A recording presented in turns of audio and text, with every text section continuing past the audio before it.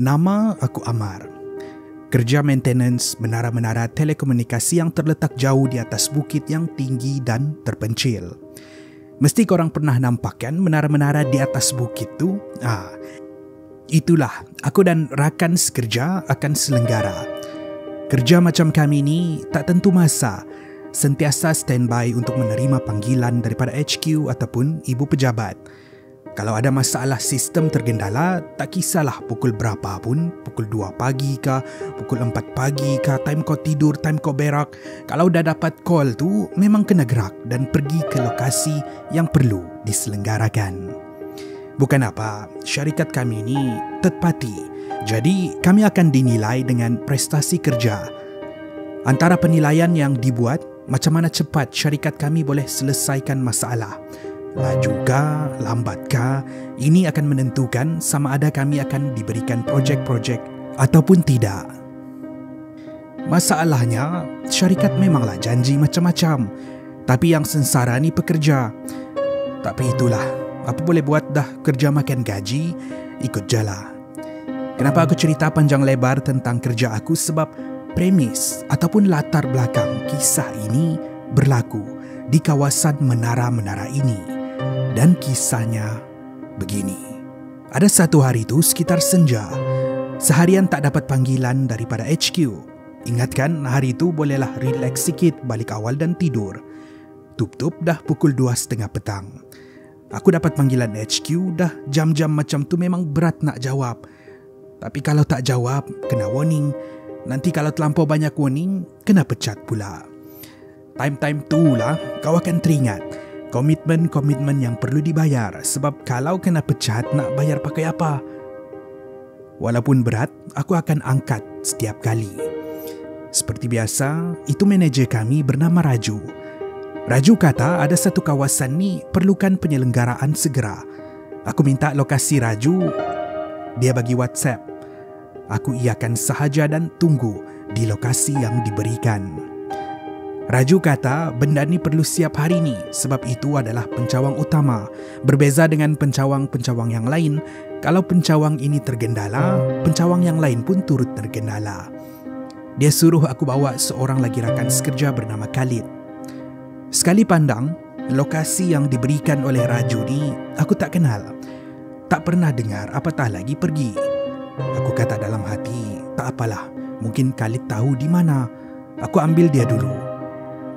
Maka dengan bahu yang terasa sangat-sangat berat, kaki melangkah keluar dari rumah, naik kenderaan dan menuju. Sejurus tiba di situ, Khalid dah bersedia tunggu aku di depan pokok besar di simpang rumah dia. Aku hairan, sepatutnya Khalid tunggu di depan rumah. Tapi rajin pula, dia keluar ke simpang untuk menunggu. Mungkin dia tahu urgent, jadi dia tunggu siap-siap. Dari jauh lagi, aku dah tersengih tengok Khalid. Raut wajah dia monyok, tak puas hati. Kereta aku berhenti betul-betul di depan dia. Dan Khalid masuk sambil membebel. Apa benda lagi Raju ni? Time-time macam ni lah pula nak ada emergency. Tak boleh tunggu esok kah? Kalau aku jadi manager, aku tak buat macam ni. Maka membebel lah Khalid itu dan ini. Aku terhibur je melihat gelagat dia ni sebab dia ni memang kuat membebel. Sepanjang jalan aku biarkan dia membebel dan hanya diam. 15 minit macam tu tak habis lagi membebel. Aku kata, Khalid, mulut kau ni dah macam perempuan. Kuat membebel. Sudah-sudah, kau tengok tempat ni, kau tahu tak di mana? Khalid jeling aku dan kata, di mana? Tengok. Masih lagi jengkel dengan Raju, tetapi Khalid pasrah untuk tengok lokasi yang diberikan. Aku bagi telefon dengan dia. Sejurus selepas dia tengok lokasi itu, dahi dia berkerut. Katanya, kau yakinkah ini tempat dia? Aku balas, itu yang Raju kasih, aku mana tahu. Khalid kata, kau tahu tak, tempat ni dah lama orang tak pergi. Dah lama tak diselenggara, patutlah rosak. Ada sesuatu yang terjadi di situ, disebabkan itulah ramai yang tak nak pergi ke situ. Mendengar Khalid kata macam ni, aku pun tanya apa sebenarnya yang terjadi. Menurut Khalid, tempat yang kami akan pergi ini adalah satu kawasan bukit yang paling tinggi di antara bukit-bukit di situ. Malah itu adalah menara yang paling besar di kawasan itu. Untuk naik ke situ dari bawah bukit ambil masa dalam lebih kurang 40 minit. Dan di situ memang kawasan yang keras. Terkenal dengan kisah-kisah penampakan Pontianak, Langsuir, Pocong. Nada Khalid kemudian berubah sebelum dia kata, "Tapi yang paling seram, kau tahu apa?" Aku tanya, "Apa?" Katanya, "Di sana ada benda yang boleh menyerupai orang, tapi bukan orang. Kadang-kadang dia menyamar jadi kawan kau, kadang-kadang dia menyamar jadi diri kau sendiri." Aku tengok Khalid, wajah dia serius, buat aku tergelak. Aku kata, "Khalid, agak-agak lah, kalau tak nak pergi pun jangan buat cerita mengarut. Kau ni memang kuat sangat tengok movie." Sebab waktu tu aku ingatkan dia bergurau. Tetapi tidak. Raut wajah Khalid kekal serius sambil dia kata, "Aku tak bergurau, Mar. Kisah ni memang terkenal di kalangan pekerja lama." Aku pula tersenyum sebab masih lagi tak percaya. Aku kata, "Sudahlah tu. Kau tunjuk je di mana tempat ni. Kita buat kerja dan sebelum malam kita caw. Sebelum cerita dongeng kau tu jadi realiti, kita berambus." Khalid hanya diam sambil dia mengangguk. Jam menunjukkan pukul 3.30. Kalau ikut rancangan dalam pukul 4.30 dah sampai. Buat kerja itu dan ini, dan dalam pukul 6 petang dah boleh turun buat laporan dan balik tidur. Dengan itu kenderaan kami pun menyelusuri jalan bukit yang menempatkan menara ini. Semakin lama semakin tinggi, dan semakin ke atas semakin kurang kenderaan, sehinggalah hanya tinggal kenderaan kami menyelusuri naik ke atas tu. Khalid yang dari tadi membebel tidur. Dalam hati aku kata lebih baik dia tidur dari membebel, aman damai sikit memandu. Pemanduan ke atas terasa sangat berat dan lama. Apa tidaknya itu adalah kali pertama aku ke situ. Akhirnya kami tiba. Dari jauh lagi memang nampak menara ini memang dah lama tak diselenggara.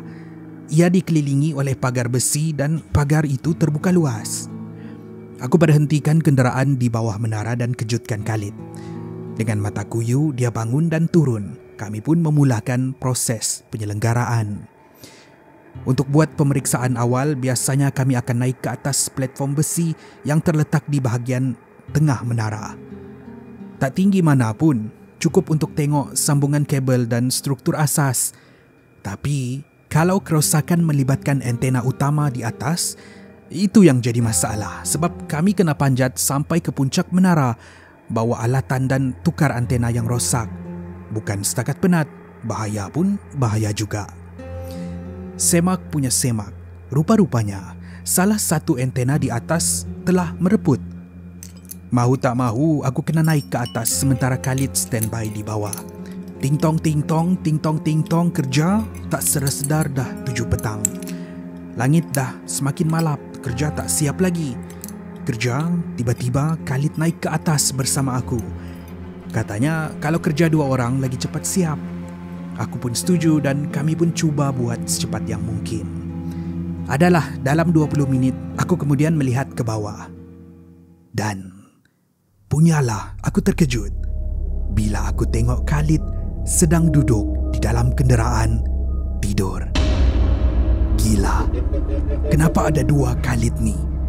Yang di atas dengan aku ni siapa, yang di bawah tu siapa? Aku pandang Khalid yang ada dengan aku di atas ni dan masa tu aku perasan dia langsung tak pakai harness, tali pinggang keselamatan.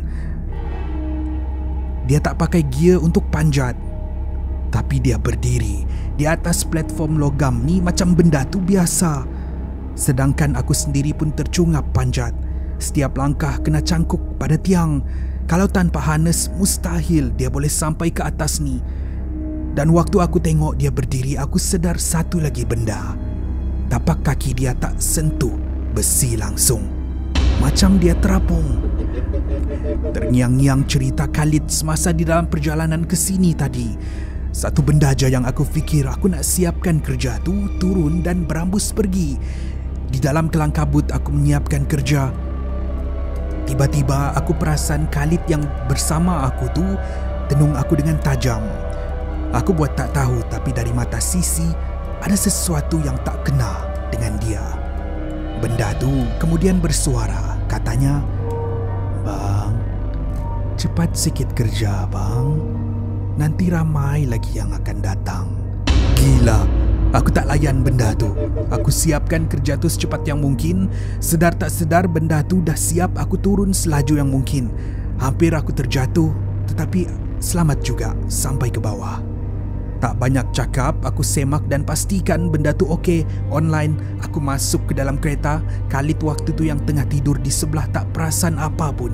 Aku pecut keluar dari situ, keadaan gelap gelita, menelusuri jalan tar yang kosong. Walaupun takut, aku kena hati-hati. Silap-silap terikut jalan pintas. Jalan pintas dia ni terjatuh dari tebing ke bawah. Habis naya. Di dalam perjalanan, hampir menghembus nafas lega. Tiba-tiba, aku dapat satu pesanan yang hampir buat kenderaan aku terbabas. Satu pesanan daripada rakan sekerja, iaitu Khalid. Katanya, "Weh, mana kau Amar? Aku dah lama tunggu ni. Tak jadikah?" Aku yang masih lagi terkejut, sebelah tangan pegang steering, sebelah reply message. Aku kata, bukan kau di sebelah aku kah?" Khalid balas, "Aku tunggu kau di rumah ni. Dari tadi kau tak datang pun." Jadi, benda yang aku bawa ni pun benda yang tidur di sebelah aku ni bukan Khalid. Patutlah dia tunggu di simpang, bukannya di depan rumah. Jahanam, kata aku dalam hati. Tiba-tiba, benda yang menyerupai Khalid tadi bangun dan bersuara, bertanya, "Kerja dah habis ke bang?" Sambil kedengaran dia ketawa terbahak-bahak. Makin kuat dia ketawa, makin kuat aku tekan pedal kereta. Semakin aku kelang kabut, semakin dia ketawa. Gila, gila, kata aku dalam hati. Sehinggalah aku tiba di kaki bukit, keadaan terang benderang oleh lampu jalan. Tercungap-cungap panik. Aku toleh di tempat duduk penumpang. Benda yang menyerupai Khalid tu sudah tiada lagi. Baru aku betul-betul boleh menarik nafas lega dan terus memandu pulang. Aku ceritakan semua ini kepada Khalid, Raju dan rakan-rakan sekerja yang lain. Rata-rata mereka rasa seram dengan apa yang aku lalui. Rupa-rupanya memang ada yang pernah melalui benda yang sama dengan aku. Memang benar, menara itulah antara yang paling keras di antara semua. Kononnya, semasa menara tu dibina, ada yang meninggal dunia. Kena-kena lagi, kawasan tu memang terpencil. Tak heranlah kalau ada benda-benda yang menghantui kawasan tu. Itulah kali terakhir aku pergi ke situ. Aku cakap dengan Raju, kalau nak suruh aku ke situ, suruh orang lain. Aku tak sanggup. Ini adalah kisah yang terkenal di kalangan rakan-rakan, dilalui oleh aku sendiri, tentang menara Telekom berpuaka.